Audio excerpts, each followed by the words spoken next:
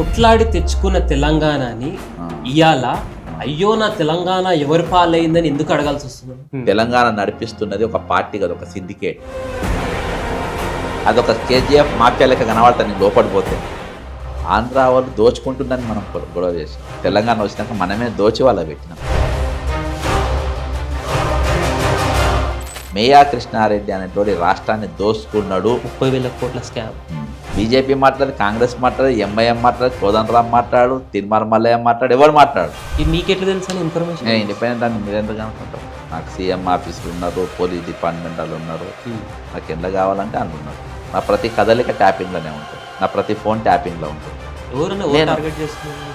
దోపిడీ వ్యవస్థ, సిండికేట్. చాలా మంది బాధితులు ఉన్నారు, వాళ్ళకి పర్మిషన్ లేక ఇల్లు కూల్చేసి ఉండదు. అదంతా ఒక సైడ్. ఇప్పుడు ఇల్లు లేదు, లోన్ కట్టాలా, వాళ్ళ గురించి ఏం చేస్తుందన్న గవర్నమెంట్? ఎవరు కూలగొట్టినానా? రేవంత్ సార్ కూలగొట్టారు. అవునా? ఒక అమ్మాయి మీద సామూహిక అత్యాచారం జరుగుతూ ఉంటే ఎట్లా చూస్తూ ఉంటారో ఈరోజు మనం అట్లా చూడాల్సి వస్తుంది.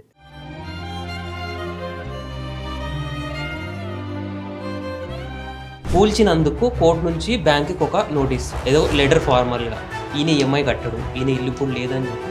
కోర్టు గురించి ఎక్కువ జరుగుతుంది ఏందనేది నువ్వు ఎక్కువ అడిగినా నేను ఎక్కువ చెప్పినా ఇద్దరం చేస్తాం.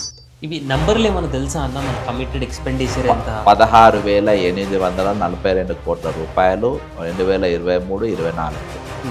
అత్యధికం కేసీఆర్ గారు మహానుభావుడు గోకిండని. అదే ఇదంతా చూస్తే మీకు ఏమనిపిస్తుంది? 10 ఏళ్ళ బీఆర్ఎస్ ప్రభుత్వం బాగుండేనా, ఇప్పుడు ఈ 2.5 ఏళ్ళ కాంగ్రెస్ పాలన బాగుంది? పొయ్యిలో కూర్చున్నా, పొయ్యిలో మంచిగా గాలినవా, పెనం మీద బాగా గాలిందంటే 2 జాలలో గాలింది. ఇప్పుడు జడ్సన్ అన్న ఆదాయం ఏందని అడిగితే ఏం చెప్తారా? నా ఇంట్లో నోరు కొట్టి పెడుతున్నా అని చెప్పి. టీవీ ఇక్కడ ఉంది, రిమోట్ కంట్రోల్ నిజంగానే అక్కడ ఉందా, లేకపోతే అట్లా ప్రసారం జరుగుతుంది? నువ్వు అడిగే ప్రతి పాయింట్ పెద్దగానే ఉన్నది. జీవన్ రెడ్డి అది 9 వద్దులు కాకముందే పూల పనులు, పెళ్లి సూపులో పోయిండు, పూల పనులు కూడా చేసుకొని వచ్చి ఇంకా చిన్న చిన్న పదవులకు ఆశపడి నేనేమన్నా జీవన్ రెడ్డినా? నేను ఏందనేది రేవంత్ రెడ్డికి బాగా తెలుసు. తీర్మానం మళ్ళీ ఇంటర్వ్యూ చేస్తాను. Max fixing question. జల్సన్ అంటాడు ఎవడు? జల్సన్ అంటాడు ఒక యావరేజ్ లీడర్ అని చెప్పి. యావరేజ్ లీడర్ పేరు తీయాల్సిన కర్మ నీకేం పెట్టి? మీరే ఒక 10 మంది ఎమ్మెల్యే క్యాండిడేట్లను పెట్టుకుందాం అనుకుందాము, మీది ఒక పార్టీ కూడా పెట్టిరు అనుకుందాం. ఆ పార్టీలో మేనిఫెస్టో ఏముంటుంది? నేను ఎందుకు చెప్తా? చెప్పాలి కదా పబ్లిక్కి, ఓటేట్లేదు. నేను పార్టీ పెడితే చెప్తా, పెట్టినాం అనుకుందాం. పెడితే కవిత రాసుకుంటుంది. అట్లా అట్లుందా? ఓకే, అసలే చెంబల్ రాని, కానీ ఇది ఎడిట్ చేయకు, ఇది కూడా అట్నే పెట్టు.